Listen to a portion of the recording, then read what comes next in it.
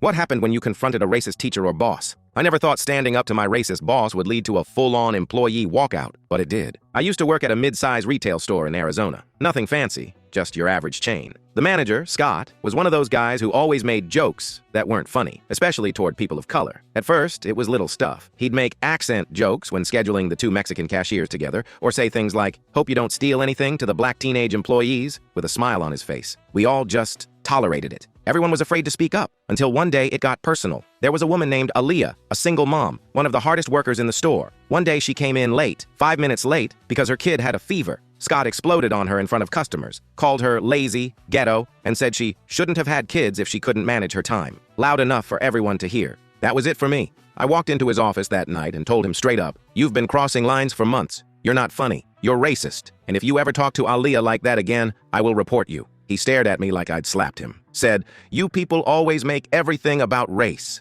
That's when I realized I wasn't the only one listening. Another coworker was standing in the doorway, phone out, recording. Next day, that clip, it got posted online anonymously. It blew up. Locals started leaving bad reviews. Corporate got tagged. A week later, a rep came down for an investigation. But here's the real twist. When they didn't immediately fire Scott, half the staff, including me, Aaliyah, and the guy who recorded, walked out. Mid-shift, left the store empty. Customers standing at registers with no one to help them. That got corporate's attention. Scott was fired the next day. We got emails from corporate apologizing, promising better training, new policies, the works. I even got offered a management position at another store, which I turned down. I was done. But I'll say this, that was the first time I ever really confronted someone like that, and it taught me something. Silence protects the powerful, but one voice, with proof, it can burn the whole rotten system down.